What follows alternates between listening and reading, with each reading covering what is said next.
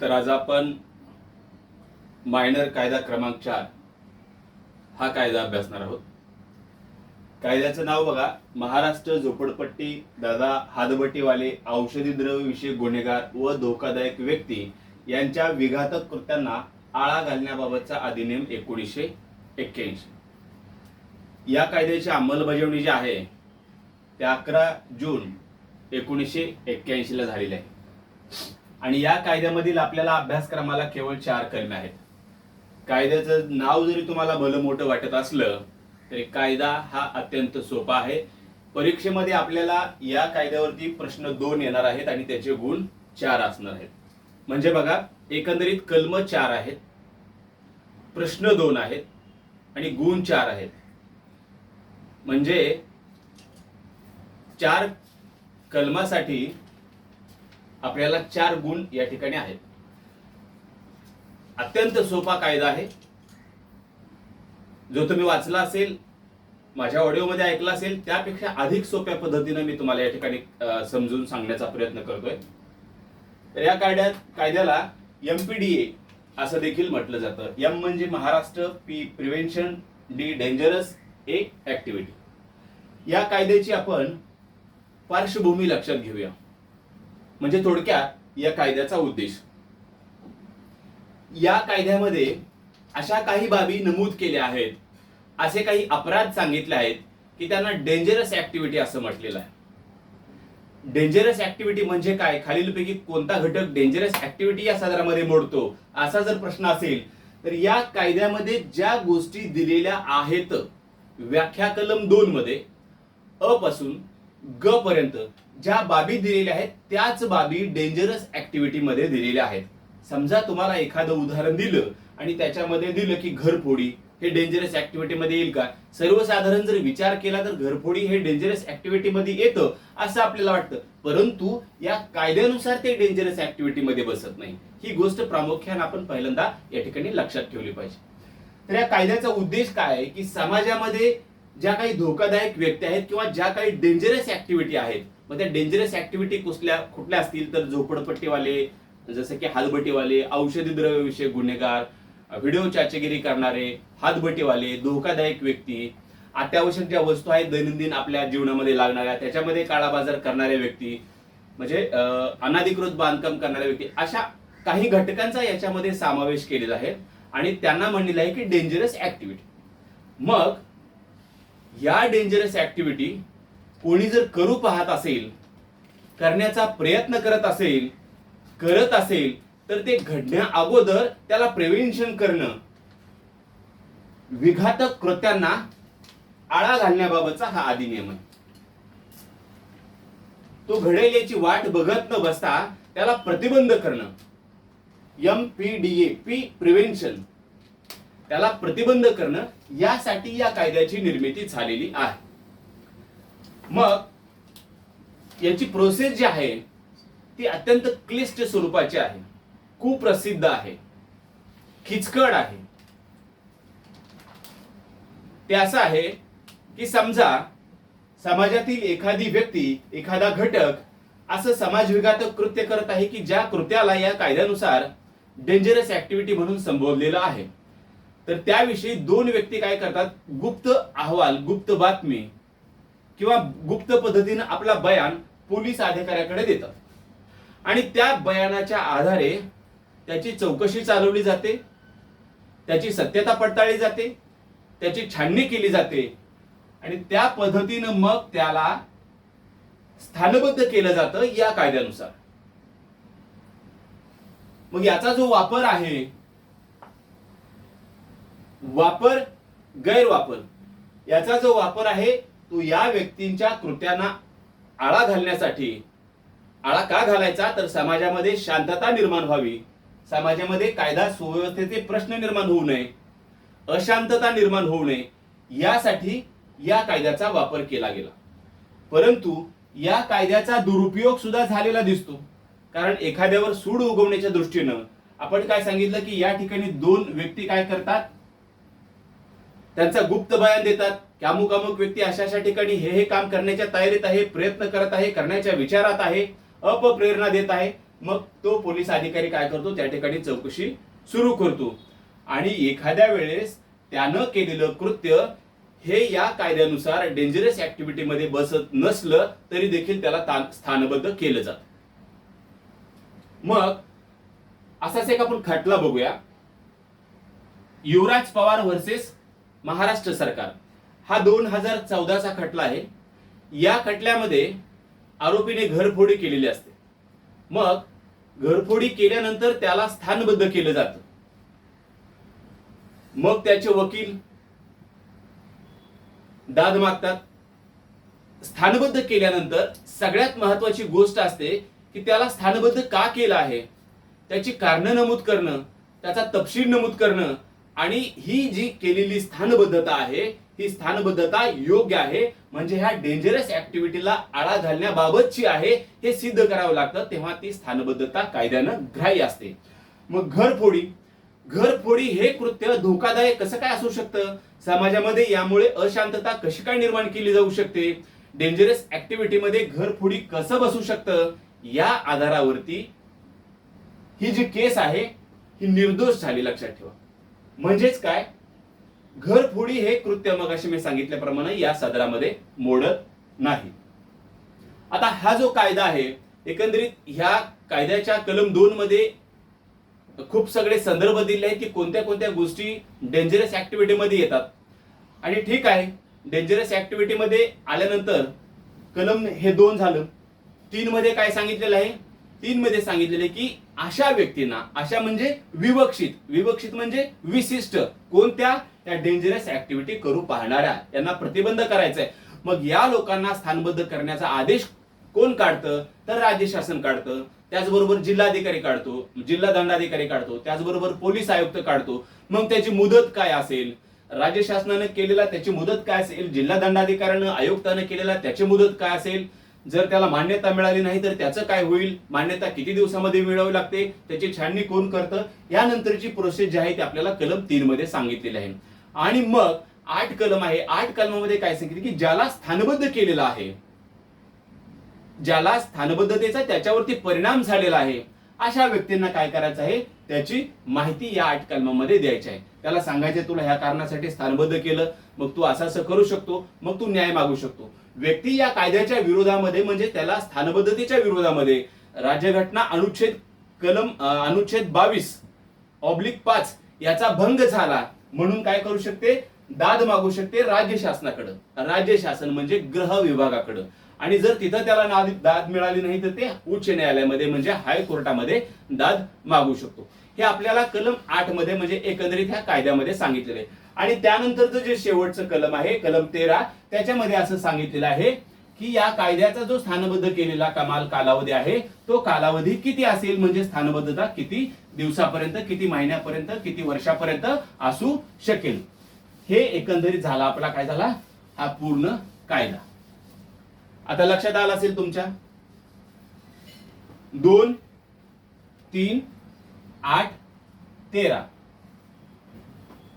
आता जरी तुमच्या लक्षात आलं नसेल तरी आणखी आपण चांगल्या पद्धतीने समजून घेऊया. आता बघा कलम 2 मध्ये काय दिलंय, व्याख्या दिलंय. आता 2 मध्ये पुन्हा अ, ब, क, ड, ई, ई1, ई2, फ, फ1, ग अशा व्याख्या दिल्या. आता इथं काय करायचं आहे बघा, एक गोष्ट मी सांगतो. इथं आयएमपी काय आहे, अ म्हणजे काय, ब म्हणजे काय, ब1 म्हणजे काय, क म्हणजे काय, ड म्हणजे काय, ई1, ई2, फ, फ1, ग. याचं हेडिंग तुम्ही लक्षात ठेवायचं आहे. या कायद्यामध्ये ज्या महत्वाच्या गोष्टी आहेत त्याच्या काय काय तुम्हाला लक्षात ठेवायचं आहे ते सांगतो.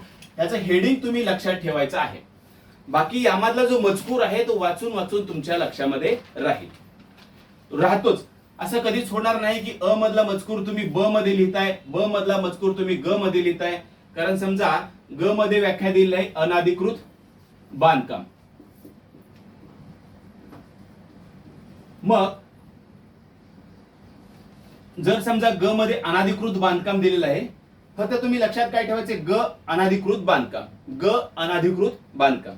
आता अनधिकृत बांधकामची व्याख्या तुम्ही झोपडपट्टीचा मजकूर त्याच्यात घेणार नाही, हातभट्टीवाल्याचा मजकूर तुम्ही घेणार नाही, किंवा E1 मधला अत्यावश्यक वस्तूच्या काळ्या बाजारात सामील असलेली व्यक्ती, हे तर तुम्ही घेणार नाही. तुमच्या लक्षात येते अनधिकृत बांधकाम म्हणजे काय, कुठल्या तरी पद्धतीनं ते केलेलं बांधकामच असलं पाहिजे. म्हणून एक सांगतो की या कायद्यामध्ये कलम 2च्या पोटकलमामध्ये ज्या व्याख्या आहेत त्याचं हेडिंग तुम्ही फक्त लक्षात ठेवा. वाचून वाचून त्या आतल्या गोष्टी लक्षात राहतात, त्यातल्या गोष्टी पाठ करण्याची बिलकुल आवश्यकता नाही. हा झाला मुद्दा क्रमांक 1. महत्वाच्या गोष्टी सांगतो. त्यानंतर कलम आहे 3. 3 मध्ये काय दिलं आहे, 1 2 3. कलम 3 मध्ये पोटकलम 3 दिलंय. तिथं काय करायचंय, आदेश कोण काढतो, राज्य शासन आणि डीएम आयुक्त, ह्या दोनच गोष्टी लक्षात ठेवायच्या. त्यानंतर 8 मध्ये काय झालंय, स्थानबद्धतेचा परिणाम झालेल्या व्यक्ती, तिथं काय आहे, 2 गोष्टी परत महत्वाच्या आहेत. आणि कलम 13 मध्ये काय आहे, 1 गोष्ट महत्वाची आहे. आता आपल्याला अभ्यासाला जरी 4 कलम असली तरी देखील या कायद्यामध्ये कलम 12चा उल्लेख आहे. प्रश्न येऊ शकतो, कारण या कायद्यानुसार आणि कलम 12 नुसार जो स्थानबद्धतेचा आदेश काढलेला असतो या कायद्यानुसार, तो या कलमानुसार कायम केला जातो. लक्षात आलं, म्हणजे अमुक अमुक एमपीडीए कायद्यानुसार काढलेला स्थानबद्धतेचा आदेश हा कोणत्या कलमानुसार कायम केला जातो, 12 कलमानुसार. पुढे एक प्रश्नचिन्ह आहे की या 4 कलमापैकी सगळ्यात महत्वाचं कलम कोणतं, व्हीआयपी कलम कोणतं, तर असं काहीही नाही. ज्याला आउट ऑफ मार्क घ्यायचे आहे 4 पैकी 4, त्यांनी 4 पैकी 4 कलमाचा अभ्यास करणं गरजेचं आहे. कारण मोजकीच कलम आहेत आणि 4ही कलम खूप महत्वाचे आहेत. कोणत्याही कलमावरती या ठिकाणी प्रश्न येऊ शकतो. बरोबर, इथपर्यंत तुमच्या संकल्पना क्लिअर झाल्या. आता आपण प्रत्यक्ष कायद्याला सुरुवात करू. तर इथं बघा कलम 2 आहे. कलम 2 मध्ये काय सांगितले की सार्वजनिक सुव्यवस्थेला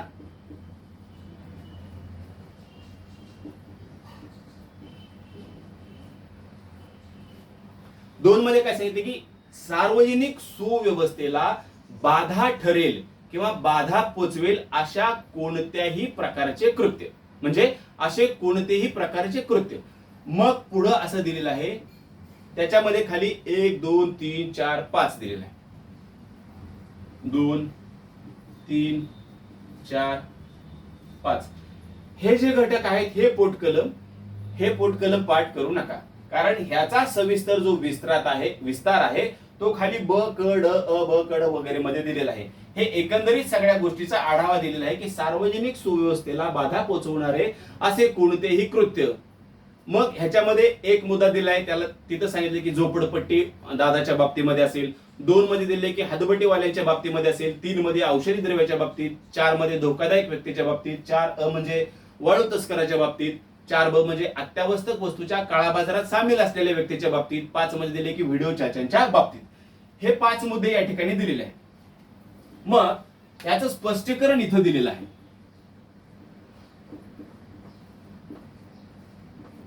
कुणाचं स्पष्टीकरण दिलेलं आहे, या घटकाचं. लक्षात आलं, या घटकाचं स्पष्टीकरण तिथं दिलेलं आहे की त्याने असं सांगितलं की वरील पैकी कोणत्याही कृत्यामुळे, म्हणजे या कृत्यामुळे, कुठल्या, हे झोपडपट्टी दादा असेल, हातबट्टीवाला असेल, वाळू तस्कर असेल, अत्यावश्यक असतील, व्हिडिओ चाचेगिरी वगैरे असेल, हे जे 5 घटक आहेत तिथं दिलेले. मग या कोणत्याही कृत्यामुळे काय होईल, सार्वजनिक शांतता सुव्यवस्था आहे त्याला बाधा पोचेल. काय होईल, सार्वजनिक शांतता सुव्यवस्था आहे त्याला बाधा पोचेल, जनतेला धोका निर्माण होईल किंवा या जनतेतील काही घटकांना त्याच्यामुळे हानी होईल. जनतेला हानी होऊ शकते किंवा संबंध जनतेला न होता त्याच्यामधील काही घटकांना हानी होऊ शकते. कशामुळे हानी होऊ शकते, या गोष्टीमुळे. कारण याला काय म्हणलेलं आहे, सार्वजनिक सुव्यवस्थेला बाधा पोचवेल असे कोणत्याही प्रकारचे कृत्य. कोणत्याही प्रकारचे म्हणजे याच्यामुळे. मग हे 5 घटक दिले आणि तिथे सांगितले की वरील कोणत्याही अशा घटकामुळे किंवा कृत्यामुळे जनतेची हानी होईल किंवा जनतेमधील काही घटकांची हानी होईल किंवा तसा संभव असेल किंवा जनतेला धोका निर्माण होईल, घटकांना धोका निर्माण होईल किंवा तसा संभव असेल, त्याचबरोबर त्यांच्या आरोग्याला, त्यांच्या जीविताला त्या ठिकाणी धोका निर्माण होण्याचा संभव आहे या कृत्यामुळे. इथपर्यंत लक्षात आलं. पुन्हा दुसरा पॅरेग्राफ स्पष्टीकरणामध्ये असा आहे की अत्यावश्यक वस्तूचा आपण पुरवठा पाहिला, 4ब मध्ये ती तरतूद आहे. अत्यावश्यक पुरवठ्याच्या बाबतीमध्ये हे देखील कृत्य या धोकादायक किंवा सार्वजनिक सुव्यवस्था बिघडण्यामध्ये किंवा डेंजरस ऍक्टिव्हिटी मध्ये येतं.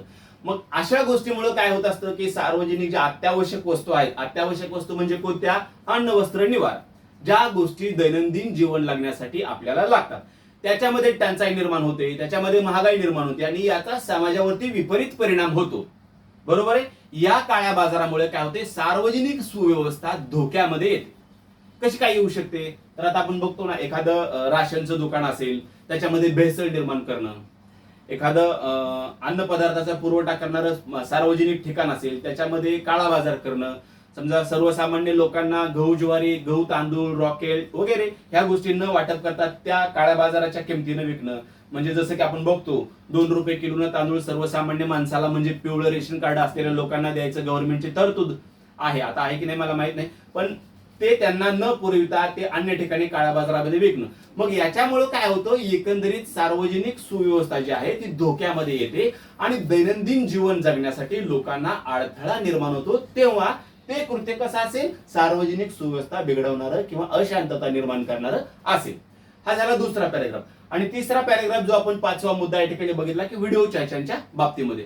व्हिडिओ चर्चांच्या बाबतीत म्हणजे काय की समजा संगीत असतील, चित्रफित असतील, त्याचबरोबर ह्याचे जे उत्पादन आहे म्हणजे उत्पादनाच्या पायरोटेड केलेल्या प्रतीचे उत्पादन करून व वितरणामुळे त्यातून प्रशासनाच्या आत्मविश्वासाची हानी करून सामाजिक अशांतता निर्माण करणे असं पुस्तकात दिलं.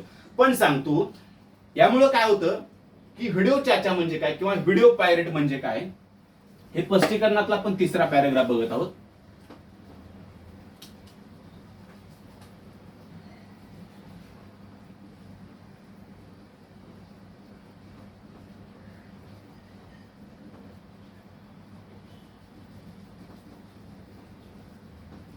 आता ह्याचं एक ताजं उदाहरण सांगतो. दादा कोंडके जे चित्रपट जे आपल्या टीव्ही वरती दिसत नव्हते ते आता दिसत आहेत मागच्या महिन्यापासून. का? कारण त्याचे जे हक्क आहेत हे जी वाहिनीनं विकत घेतलेले आहेत. बरोबर. मग जी वाहिनीने हक्क विकत घेतल्यानंतर जो मिळणारा सगळा नफा आहे तो जी वाहिनीला जातो. जेवढा वेळ तो चॅनल ऑन राहील तेवढे त्याला जास्त पैसे मिळतात आणि यासाठी हे हक्क विकत घेतल्यावर सुद्धा त्यांनी काय केले, गव्हर्नमेंटला टॅक्स भरलेला आहे. बरोबर आहे. मग जर कोणी त्याची कॉपी करेल, त्याचं परत शूटिंग करेल किंवा त्यांचे ते व्हिडिओ परत युट्यूबला डाउनलोड करून त्याच्यावरती पैसे कमवेल किंवा दुसऱ्या वाहिनीवरती दाखवेल तर त्यांनी काय केलं, त्या ठिकाणी व्हिडिओ पायरेटगिरी केली किंवा त्याला या प्रकारचा चाचा असं म्हणता येईल. आता याचं प्रमाण खूप कमी होत चाललेलं आहे. पूर्वीच्या काळी समजा एखादा चित्रपट आला आणि मग त्याची कॅसेट विक्री राहायची. याचं कॅसेट विकत घेऊन ज्याला व्हीसीआर विशाल वगैरे म्हणायचे ते एखाद्या थिएटरवाला त्याचा अधिकार घ्यायचा आणि मग त्याच्या डुप्लिकेट प्रती काढून अन्य थिएटरवाले वापरायचे. लक्षात आलं. अशा प्रकारे हे जे कृत्य चाललेले होते त्याच्यावरती एक नियंत्रण असावा म्हणून एक कॉपीराईट 1957चा कायदा त्या ठिकाणी निर्माण करण्यात आला. तर हे जे 3 घटक आहेत स्पष्टीकरणामध्ये, म्हणजे एकंदरीत जे स्पष्टीकरण आहे आपण व्याख्या कलम 2 बघत आहोत, त्यातला अ घटक बघत आहोत. अ घटकामध्ये जवळपास सगळ्याच गोष्टीची तरतूद केली आहे. कोणत्या गोष्टीची तरतूद केली आहे, तर सार्वजनिक सुव्यवस्थेला बाधा ठरेल अशा प्रकारचे कोणतेही कृत्य. मग या व्याख्या कलम 2च्या अ मध्ये दिलेलं आहे की मग ते झोपडपट्टीवाल्याच्या बाबतीत असेल, हातभट्टीवाल्याच्या बाबतीत असेल, औषधी द्रव्यविषयीच्या बाबतीत असेल, धोकादायक व्यक्तीच्या बाबतीत असेल, अत्यावश्यक वस्तूच्या बाबतीत असेल किंवा व्हिडिओ चर्चाच्या बाबतीत असेल किंवा वाळू तस्कराच्या बाबतीमध्ये असेल. आणि स्पष्टीकरणामध्ये काय सांगितलं की या सगळ्या वरील गोष्टीमुळे काय होतं, समाजामध्ये कायदा सुव्यवस्थेचा प्रश्न निर्माण होतो, समाजामध्ये अशांतता निर्माण होते, त्याच्यामुळे दैनंदिन जीवनात लोकांना जगण्याला अडचण निर्माण होते, व्हिडिओ चर्चामुळे लोकांचं नुकसान होतं, प्रशासनाची आत्मविश्वासाची हानी वगैरे होते. या सगळ्या गोष्टी 2 अ मध्ये आहेत, लक्षात ठेवा. आता मग अ मध्ये काय लक्षात ठेवायचं की सार्वजनिक सुव्यवस्थेला बाधा ठरेल अशा प्रकारचे कोणतेही कृत्य, एवढंच अ मध्ये लक्षात ठेवायचं आहे. त्याच्यामध्ये या कलमामध्ये ज्या खाली सगळ्या व्याख्या दिलेल्या आहेत त्या व्याख्याच थोडक्यात त्या ठिकाणी सार दिलेला आहे. मग आता आपण इथं 2 1 मध्ये पाहिलं, काय पाहिलं की झोपडपट्टी दादाच्या बाबतीत. आता झोपडपट्टी दादा म्हणजे नेमकं कोण, परत 2 मध्ये काय पाहिलं, हातभट्टीवाल्याच्या बाबतीत. म्हणजे ज्या खाली व्याख्या दिल्या आहेत आपल्याला ब क ड ई फ वगैरे ह्यांच्या सगळ्यांच्या बाबतीत म्हणजे कुठं अ मध्ये. लक्षात आलं. या सगळ्या व्याख्याचा सार अ मध्ये आणि या साराला काय म्हणलंय की सार्वजनिक सुव्यवस्थेला बाधा ठरेल अशा कोणत्याही प्रकारचं कृत्य म्हणजे या कायद्याचं हेडिंग डेंजरस ऍक्टिव्हिटी. आता पुढे चालूया, आपण व्याख्या बघूया ब. तर आता ब मध्ये काय व्याख्या दिली आहे की हातभट्टीवाल्याच्या, म्हणजे हातभट्टीवाला कोणाला म्हणायचं. आता आपण बघतो गावाकडं जी काही पूर्वी समाज ज्यांना आपण दारू विक्रेते वगैरे म्हणायचो, आता हल्ली सुधारलेल्या जमाती आहेत, एखाद्या समाजाला त्या उद्देशानं संबोधणं योग्य नाही, परंतु जो कायदा आहे या संदर्भामध्ये यावरती नियंत्रण ठेवण्यासाठी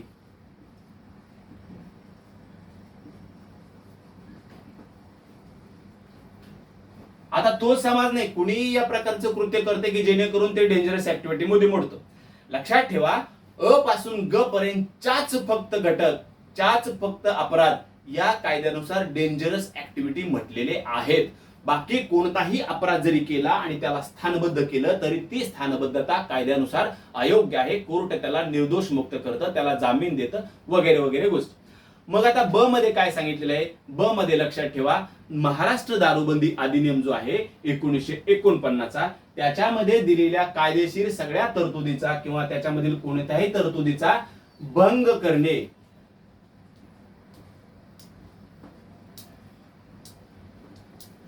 कोणता अधिनियम आहे, महाराष्ट्र दारूबंदी अधिनियम, ज्याला पूर्वी मुंबई असं नाव होतं. बाकी वाचण्याची गरज नाही. ब हातभट्टीवाला. आता इथं जे काय आहेत बघा, इथं अन्य कायद्यांचा समावेश इथं केलेला आहे. कॉपीराईट असेल, अत्यावश्यक वस्तूचा अधिनियम असेल, सौंदर्य प्रसाधनाचा अधिनियम असेल, काही ठराविक कायदे आहेत, ते कायदे आपल्याला तोंडपाठ करायचे आहेत. त्याचं हेडिंग मग ब मध्ये तुम्ही काय लक्षात ठेवणार, ब हातभट्टीवाला, पुढे ऑब्लिक महाराष्ट्र दारूबंदी अधिनियम 1949. पुढे जे काय त्याच्यामधल्या इतर घडामोडी आहेत त्या घडामोडी लक्षात ठेवायचं नाही, कारण त्यातला कुठलाही अपराध असू द्या, त्या कायद्यातली कुठलीही तरतूद असू द्या, त्याचा भंग केला म्हणजे तो हातभट्टीवाला झाला, म्हणजे तो डेंजरस ऍक्टिव्हिटी करणारा झाला. बरोबर आहे. आता त्यानंतर बघा पुढं ब1 दिलेला आहे. आता ब1 मध्ये काय सांगितलेले, ब बघितलं हातभट्टीवाला. आता ब1 मध्ये दिले की धोकादायक व्यक्ती. आता धोकादायक व्यक्ती काय, तर अपराध करणारी व्यक्ती तर प्रत्येक धोकादायक आहे, पण कायद्यानुसार अर्थ घ्यायचा आहे. कायदा हा असा सांगतो की भारतीय दंड संहिता प्रकरण 16 किंवा 17, भारतीय दंड संहिता प्रकरण 16 किंवा 17 किंवा शस्त्र अधिनियम 1959. इथं दुसरा कायदा आला. पहिला आपण कायदा बघितला महाराष्ट्र दारूबंदी अधिनियम. ब मध्ये हातभट्टीवाला म्हणलं की तो कायदा लक्षात ठेवायचा. ब1 म्हणलं की आयपीसी प्रकरण 16-17 आणि शस्त्र अधिनियम 1959. शस्त्र अधिनियम 1959 मधील प्रकरण 5 खालील शिक्षापात्र अपराध जे आहे, ती व्यक्ती स्वतः करत असेल, टोळीचा सदस्य म्हणून करत असेल, किंवा त्या टोळीचा प्रमुख म्हणून करत असेल, किंवा तसा प्रयत्न करत असेल, किंवा त्याला अपप्रेरणा देत असेल, तर त्याला काय म्हणायचं, ब1 म्हणजे धोकादायक व्यक्ती. लक्षात आलं. धोकादायक व्यक्ती कुणाला म्हणायचं, त्याच्या पुढे हे तुम्ही लिहून घ्यायचं आहे फक्त, ब च्या पुढे आयपीसी प्रकरण 16 किंवा 17 तसेच शस्त्र अधिनियम प्रकरण 5. बस एवढंच लिहायचं. त्याला काय म्हणायचं, ब1 धोकादायक व्यक्ती, आयपीसी प्रकरण 16 किंवा 17 किंवा शस्त्र अधिनियम 1959 प्रकरण 5 खाली शिक्षापात्र असलेला अपराध ती व्यक्ती काय करते. कसा करते, स्वतःही करते, टोळीचा सदस्य म्हणून करते, किंवा टोळीचा प्रमुख म्हणून करते. करतेच नाही, नुसता प्रयत्न जरी असेल किंवा त्याला अपप्रेरणा जरी असेल तरी देखील काय असेल, ती व्यक्ती ब1 नुसार धोकादायक व्यक्ती म्हणून तिची काय होईल, गणना केली जाईल. आता इथं बघा स्थानबद्धता. क मध्ये काय सांगितलेलं आहे,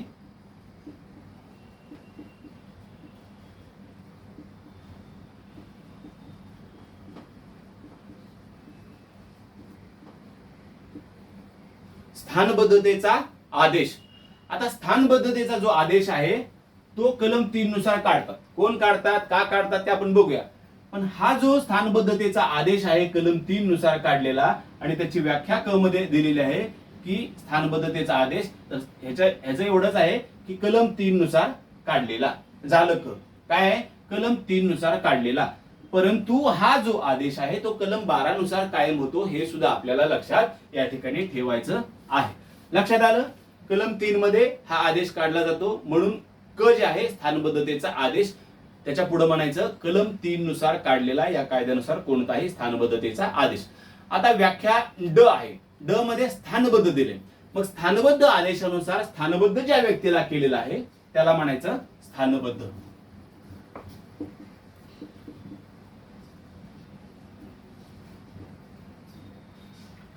हे तुमच्या समोर असं लिहिलं म्हणजे ते लक्षात राहत.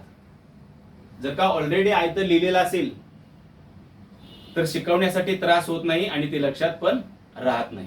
हा कायदा शिकवायचा म्हणजे ही 4 कलम मी 20 वेळा वाचली आहेत, याचा 4 तास अभ्यास केला आहे, तेव्हा आज मी तुमच्या समोर एक सक्षमपणे या कायद्याबद्दल बोलू शकतो. तुम्हाला चांगलं लक्षात येण्यासाठी. लक्षात आलं? ब1 क ड. क मध्ये काय सांगितलं आपण? स्थानबद्धतेचा आदेश 3 नुसार काढलेला. ड मध्ये पाहिलं स्थानबद्ध. स्थानबद्ध म्हणजे काय? या कायद्यानुसार किंवा या कायद्याच्या आदेशानुसार स्थानबद्ध ज्या व्यक्तीला केलेला आहे ती व्यक्ती. आता त्याच्यानंतर पुढे ई आहे, पण इथं ई कुठला आहे? ई वरती रपार आहे. औषधी द्रव्य विषयक गुन्हेगार. आता औषधी द्रव्य विषयक गुन्हेगार कुणाला म्हणायचं तर त्याचा कायदा आहे. 2 कायदे आहेत त्याचे, औषधी द्रव्य व सौंदर्य प्रसाधने अधिनियम 1940.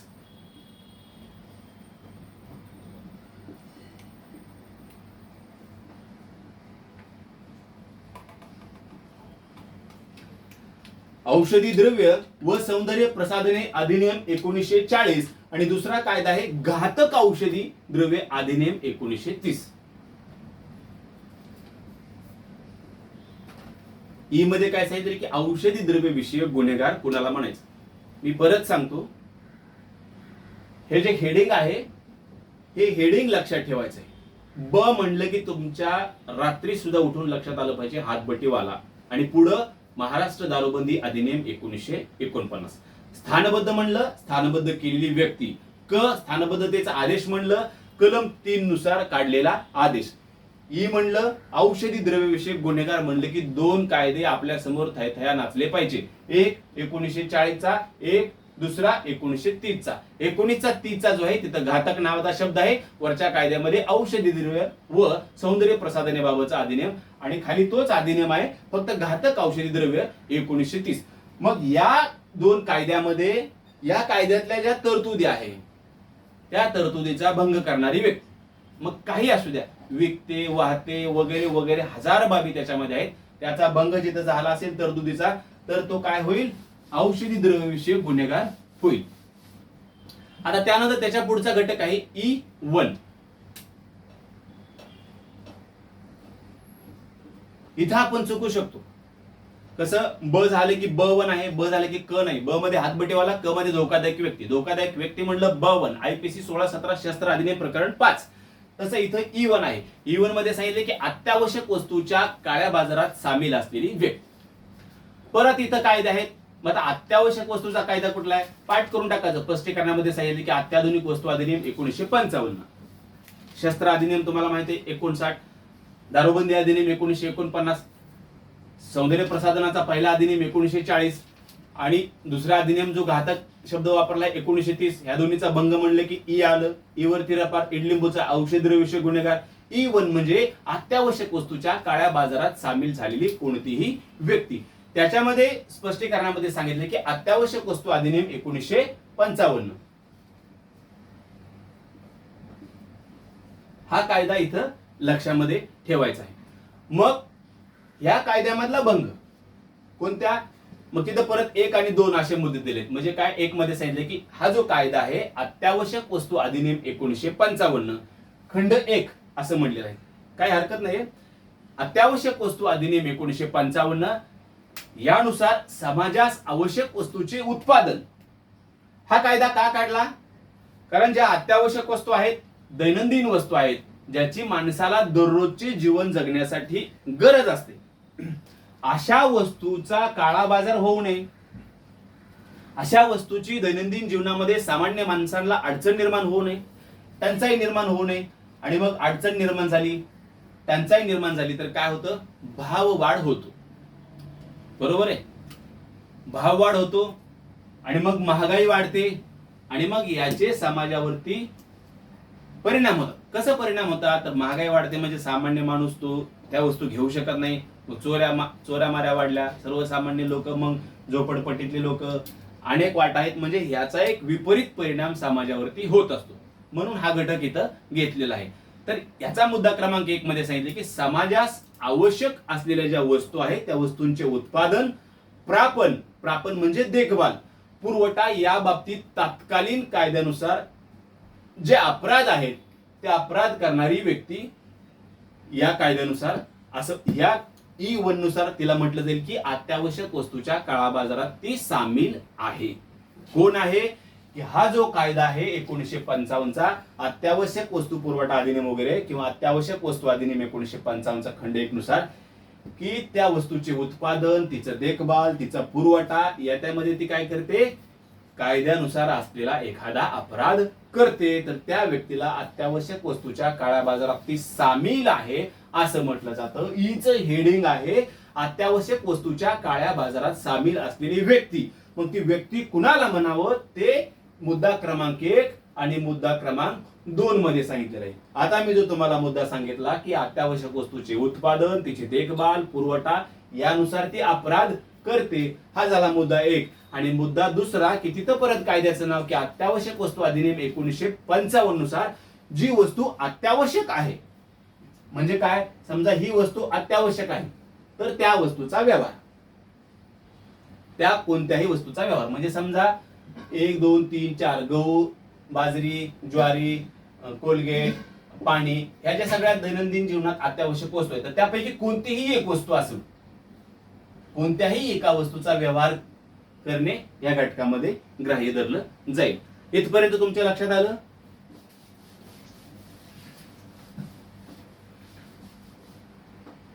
हे झालं आपण काय पाहिलं E1. आता E1 नंतर आपण बघणार आहोत E2. व्याख्याच या कायद्याचा 70% भाग आहे. पुढची जी 3 कलम आहे ती खूप सोपी आहे. आता E2 मध्ये काय सांगितलेलं आहे, वाळू तस्कर.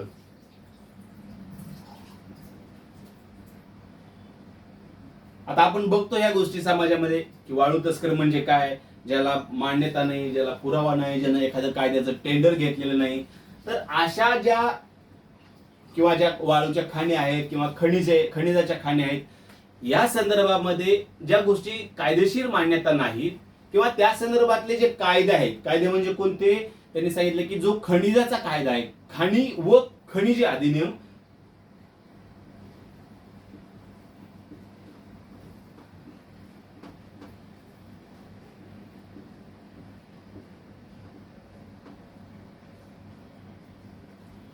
खाणी व खनिजे अधिनियम 1957 आणि त्याचबरोबर एक नियमावली आहे महाराष्ट्र सरकारची खनिजांच्या बाबतीतली खनिज उत्खनन नियमावली 2013. यानुसार ती काय करते, व्यक्ती एखादा शिक्षापात्र अपराध करते किंवा त्याचा प्रयत्न करते किंवा त्याला अपप्रेरणा देते, त्याला काय म्हणायचं, वाळू तस्कर. हा जो भाग आहे तो आपण E2 मध्ये पाहिला. त्याच्यानंतर EFG म्हणजे F म्हणजे फ मध्ये काय सांगितले की झोपडपट्टी दादा. आता फ आणि ब मध्ये बऱ्याच लोकांची गफलत होते. ब म्हणजे हातभट्टीवाला, फ म्हणजे झोपडपट्टी दादा.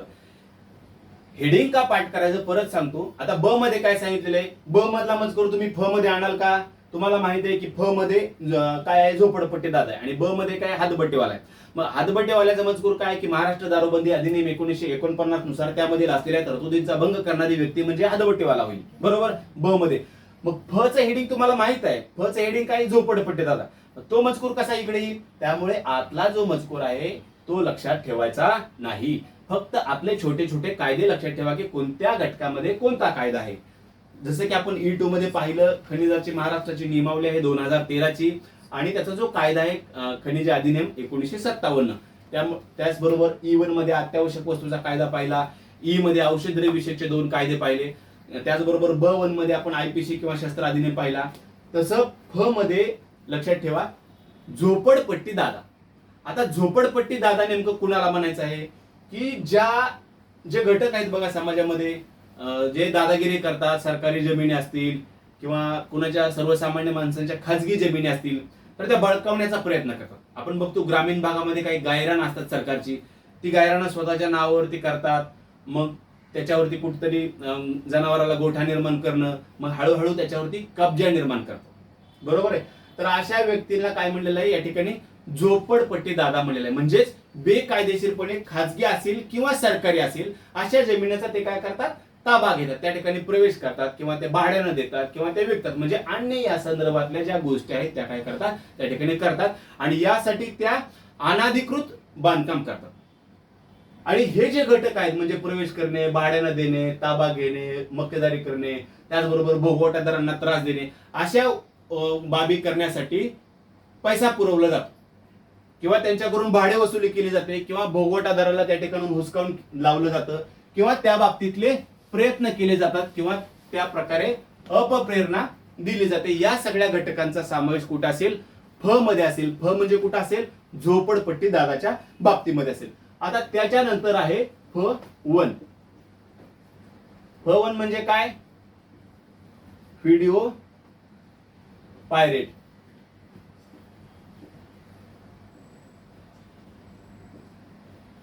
आता या संदर्भातले जे अपराध आहेत म्हणजे व्हिडिओ पायरेट वगैरे जे काय प्रकार आहे आपण पाहिलं. याच्या संदर्भातला सुद्धा एक अधिनियम आहे 1957 चा कॉपीराइट. मग इथं व्हिडिओ चाचेगिरी करणारा, व्हिडिओ चाचेगिरी म्हणजे काय असतं हे आपण अ मध्ये पाहिलं, 2 च्या घटकामध्ये. किती नंबरला, 5 नंबरला. पण व्हिडिओ चाचा कुणाला म्हणायचं, चाचेगिरी करणं काय ते ठीक आहे, पण कुणाला म्हणायचं की या संदर्भातला जो अधिनियम आहे कॉपीराइट अधिनियम 1957 चा, त्यानुसार किमान एक दोषारोपपत्र याच्या विरोधामध्ये न्यायालयात दाखल झालेलं आहे. ही झाली पहिली गोष्ट. काय झालं, दोषारोपपत्र न्यायालयामध्ये त्याच्या विरोधामध्ये दाखल झालं. पण नुसतं दोषारोपपत्र दाखल होऊन चालत नाही, तर पुढे आणि शब्द आहे किंवा नाही, आणि न्यायालयाने त्याची दखल घेतली, बरोबर, अशी व्यक्ती व्हिडिओ पायरेट असेल किंवा व्हिडिओ चाचा असेल. त्याचबरोबर कॉपीराइटचा भंग करणारा कोणताही अपराध ती व्यक्ती करत आहे, तसा प्रयत्न करत आहे किंवा त्याला अपप्रेरणा देत आहे, त्याला म्हणायचं F1 व्हिडिओ चाचा किंवा पायरेट चाचा वगैरे वगैरे गोष्टी. आता याच्यातली आपण शेवटची व्याख्या बघूया. अनाधिकृत बांधकाम हे कशामध्ये दिलेलं आहे, ग मध्ये दिलेलं आहे. पाठच करायचं. ग म्हणजे अनाधिकृत बांधकाम, ग म्हणजे अनाधिकृत बांधकाम, ग म्हणजे अनाधिकृत बांधकाम. याच्यावरती प्रश्न 99.99% असतो या दोन कलमावरती. मग इथं अनाधिकृत बांधकाम मध्ये काय दिलं आहे आपल्याला, पुन्हा 3 छोट्या छोट्या गोष्टी आहेत. आता असे 3 मुद्दे नाहीत तिथं, पण 3 छोट्या छोट्या गोष्टी आपल्याला त्या ठिकाणी बघायच्या की अनाधिकृत बांधकाम कोणाला म्हणायचं. ह्या जर गोष्टी लक्षात नाही ठेवल्या, अनाधिकृत बांधकाम म्हणजे बेकायदेशीर बांधकाम, बरोबर आहे, झाली व्याख्या करून. पण तसं नाही. या कायद्याला काय अपेक्षित आहे, अनाधिकृत बांधकाम म्हणजे जर ते महानगरपालिकेचं क्षेत्र असेल, महानगरपालिका म्हणजे जसं की आपण बघतो पुणे, मुंबई, नागपूर, ठाणे वगैरे ह्याच्या गोष्टी, तर त्या महानगरपालिका क्षेत्रामध्ये मनपा आयुक्ताची परवानगी न घेता, हा झाला मुद्दा क्रमांक 1.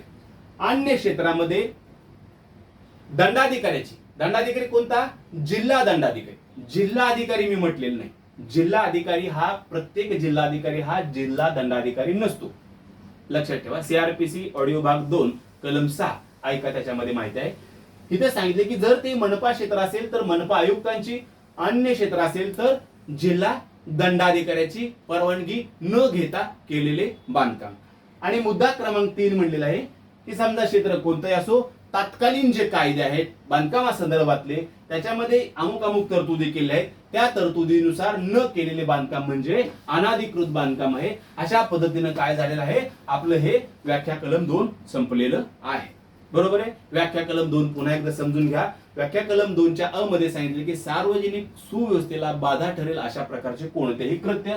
मग त्याच्यामध्ये 5 घटक दिले, झोपडपट्टी दादा, हातबट्टी, औषधी विषयक, धोकादायक व्यक्ती, त्याचबरोबर वाळू तस्करी, अत्यावश्यक वस्तू, व्हिडिओ चाचा, या गोष्टी संदर्भातलं स्पष्टीकरण खाली दिलेलं होतं.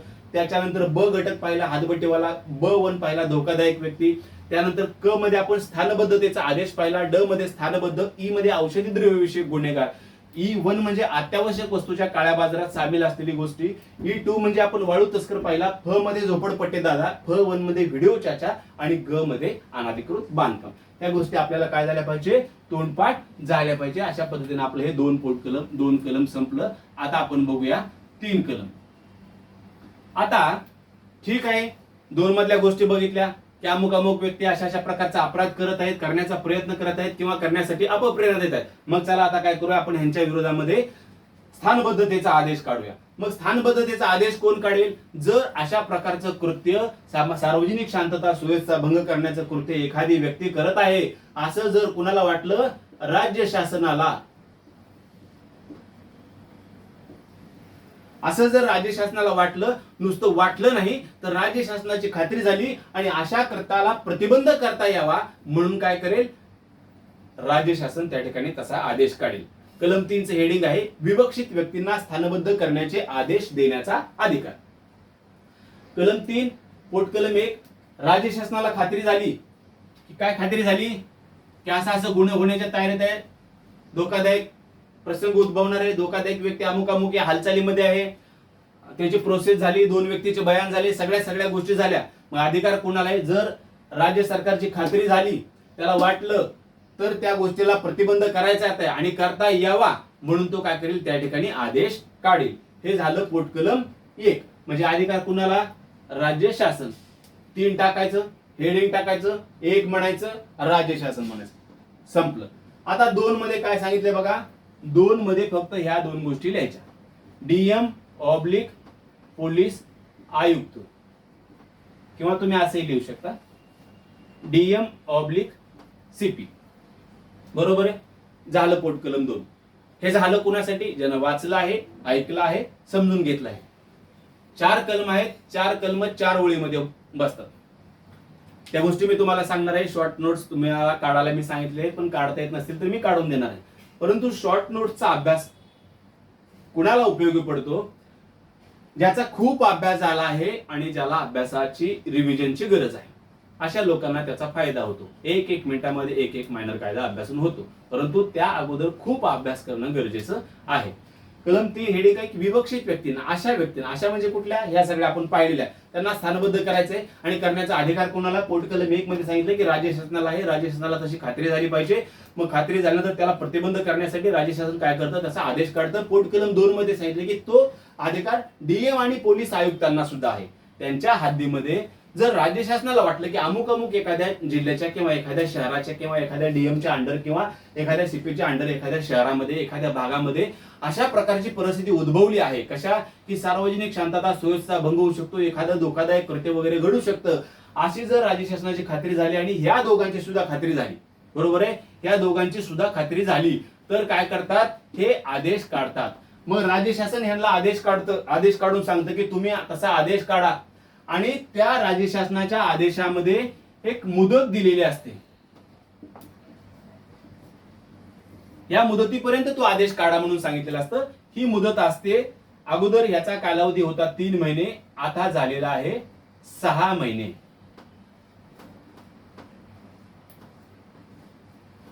लक्षात ठेवा, 6 महिन्यापर्यंत एका वेळेला त्याची 6 महिन्यापर्यंत तो मुदत काढली जाते. आणि मग जर परत आणखी योग्य वाटलं, परत ह्या दोघांची खात्री झाली, परत राज्य शासनाला वाटलं की असं बाबा आहे परिस्थिती, राज्य शासनाला सुद्धा खात्री झाली, तर त्याचा जो कालावधी आहे स्थानबद्धतेचा, म्हणजे समजा एखाद्या व्यक्तीला जर अशा गुन्ह्याच्या बाबतीमध्ये स्थानबद्ध करून टाकलं आहे, स्थानबद्ध करून टाकल्यावर पुन्हा सुद्धा आणखी त्या गोष्टी होत आहेत किंवा तशी त्याची स्थानबद्धता आणखी वाढवण्याची आवश्यकता आहे, अशी जर राज्य शासनाची किंवा या दोघांची तसेच या दोघांची खात्री झाली, तर त्याचा कालावधी पुन्हा आणखी एकदा 6 महिन्यानं वाढवता येतो. अगोदर 3 असं 4 वेळा वाढवता येत होतो 1 वर्षापर्यंत मुदत असल्यामुळं, परंतु आता त्याचा कालावधी पहिला 6 महिन्यापर्यंत आहे आणि दुसरा कालावधी परत 6 महिन्यापर्यंत वाढवता येतो. असं हे पोटकलम या ठिकाणी 2 आहे. 1 बघितलं राज्य शासन, 2 बघितलं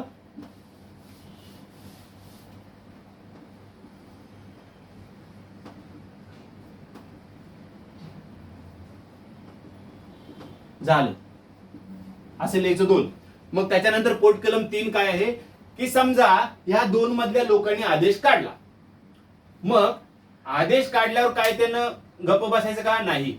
आदेश काढल्यानंतर तात्काळ राज्य शासनाला याची माहिती द्यायची आहे की आदेश का काढला, कुणावर काढला, त्याची कारण काय आहे, त्याची तपशील काय, सविस्तर त्याचा अहवाल बनवायचा आहे. त्याच्याबद्दल तुमचं मत काय आहे, तुमचं म्हणजे ह्या दोघांचं मत काय, अभिप्राय आहे, अशा सगळ्या गोष्टी त्यांनी तात्काळ काय करायचं आहे, या 2 मधल्या लोकांनी आदेश काढल्यानंतर राज्य सरकारला कळवायच्या आहेत, त्या संदर्भात माहिती द्यायची आहे.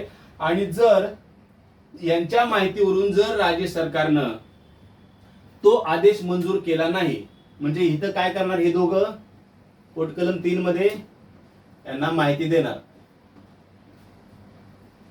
आणि जर ह्याला मंजुरी मिळाली नाही तर ह्यांनी जो काढलेला आदेश आहे तो फक्त 12 दिवसापर्यंत असेल. बरोबर आहे. 12 दिवसापेक्षा जास्त दिवस त्याची अंमलबजावणी असणार नाही किंवा तो अंमलात असणार नाही. मग इथं 3 मध्ये असं द्यायचं आहे, माहिती देणे कंसात 12 दिवस. ज्याचा खूप अभ्यास असतो त्याला हे दिवस सुद्धा लिहिण्याची गरज नाही, लक्षात ठेवा. त्याला फक्त 12 म्हणलं की त्याच्या लक्षामध्ये येतं. तर अशा प्रकारे हे झालं आपलं कलम. आता त्याच्यानंतर पुढे आहे 8 कलम. 8 कलम मध्ये काय सांगितलं बघा, की स्थानबद्धतेचा आदेशाचा परिणाम होणाऱ्या व्यक्तींना काय करायचं आहे, याबाबत आदेशामागील कारण सांगायचे आहे. 8 कलम हेडिंग स्थानबद्धतेचा आदेशाचा परिणाम होणाऱ्या व्यक्तीला आदेशामागील कारणे सांगणे. हेडिंग लक्षात ठेवा. 4 कलमाची 2 मध्ये व्याख्या अ पासून ग पर्यंत, 3 मध्ये आदेश काढण्याचा अधिकार, एवढं लक्षात ठेवलं तरी चालेल. 8 मध्ये आदेशाचा परिणाम होणाऱ्या व्यक्तीला कारणे सांगणे, आणि 13 मध्ये स्थानबद्धतेचा कमाल कालावधी. 4 कलमाच्या 4 हेडिंग. आता इथं पोटकलम 2 आहेत.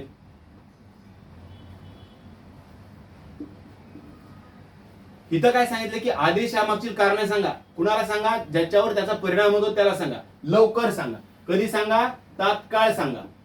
आता तुम्ही म्हणाल तात्काळ म्हणजे आम्ही तात्काळ 8 दिवसाला म्हणू शकतो, 1 महिन्याला म्हणू शकतो, 1 दिवसाला म्हणू शकतो. तर तसं सुद्धा त्यांनी त्या ठिकाणी स्पष्ट उल्लेख करून सांगितलं आहे, की त्याला आदेशाची कारणं, का काढला तुझ्या विरोधात आदेश, का काढणं गरजेचं होतं, ह्याची काय करायचे आहे, 5 दिवसामध्ये त्याला कारणे सांगायचे आहे, त्याला माहिती द्यायची आहे. आणि नुसती माहिती द्यायची नाही, तर त्याला सांगायचे की हा जो आदेश काढलेला आहे, या आदेशाविरोधात जर तुला अपील करायची असेल, तर तुला न्यायालयात दाद मागायची असेल, तर तू राज्य सरकारकडे त्याला अपीलाची संधी सुद्धा दिली पाहिजे. म्हणून 8 चे पोटकलम 1 मध्ये आपण असं म्हणूया, 5 दिवस आणि अपील. झालं.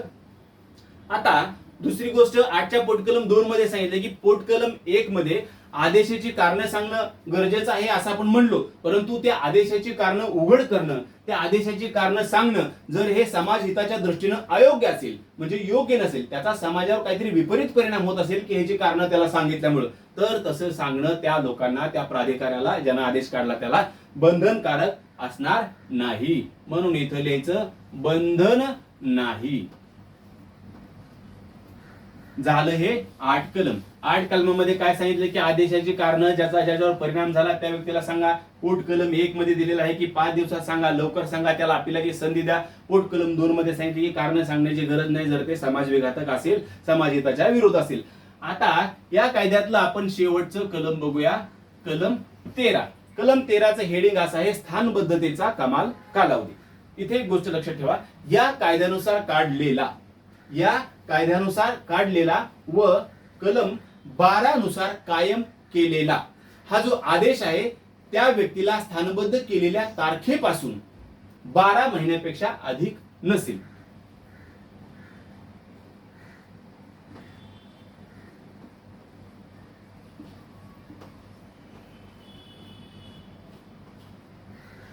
बारा महिन्यापेक्षा अधिक नाही. म्हणजे असंही म्हणू शकतो 1 वर्षापर्यंत, असंही म्हणू शकतो कमाल 1 वर्ष. कमाल, किमान नाही, कारण त्याचा कालावधी 1 महिना, 2 महिना, 3 महिने, 6 महिने, 4 महिने असा देखील असू शकतो. म्हणून हा शब्द इथं महत्वाचा आहे. कमाल 1 वर्षापर्यंत असू शकतो, 1 वर्षापर्यंत असू शकतो, 12 महिन्यापेक्षा अधिक असणार नाही, 365 दिवसापेक्षा अधिक असणार नाही. हे झालं आपलं, हा झाला कायदा. डेंजरस ऍक्टिव्हिटी म्हणजे काय, MPDA 1981.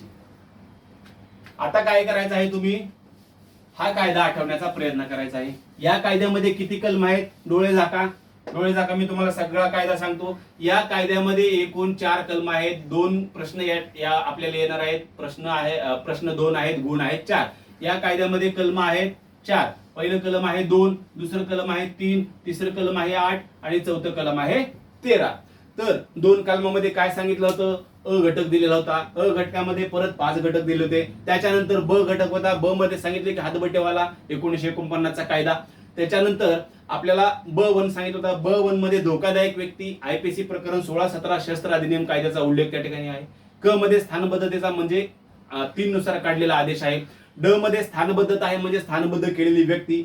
ई1 म्हणजे अत्यावश्यक वस्तूच्या काळ्या बाजारात सहभागी असलेली व्यक्ती. त्याच्यानंतर ई2 आपण पाहिलं म्हणजे वाळू तस्कर. त्याच्यानंतर फ पाहिलं झोपडपट्टी दादा, फ1 पाहिलं व्हिडिओ चाचेगिरी, ग पाहिलं अनधिकृत बांधकाम. ह्या झाल्या व्याख्या. त्याच्यानंतर आपण पाहिलं कलम 3. कलम 3 मध्ये सांगितलंय की आदेश कोण काढ. याच्यामध्ये पोट कलम 1, पोट कलम 2, पोट कलम 3 अशा गोष्टी आहेत. पोट कलम 1 राज्य शासन, पोट कलम 2 डीएम आयुक्त, त्याला परत 6 महिने. पोट कलम 2 मध्ये सांगितलं की हा आदेश काढला, वरची राज्य शासनाला माहिती द्यायची, जर मान्य झाला नाही तर 12 दिवसापर्यंत त्याची मुदत असेल. ही पोट कलम 3 झाली. 8 मध्ये ज्याच्यावर परिणाम होतो त्याला कारणे सांगा. पोट कलम 1 कारणे सांगा 5 दिवसात, अपिलाची संधी द्या. पोट कलम 2 सांगणे जर समाजहिताच्या विरोधात असेल तर सांगूच नका. पोट आणि कलम 13 मध्ये सांगितली कमाल कालावधी जो आहे आदेशाचा तो असेल कमाल 1 वर्ष, म्हणजे 365 दिवसापेक्षा जास्त नसेल, 12 महिन्यापेक्षा जास्त नसेल, 1 वर्षापर्यंत असेल. ठीक.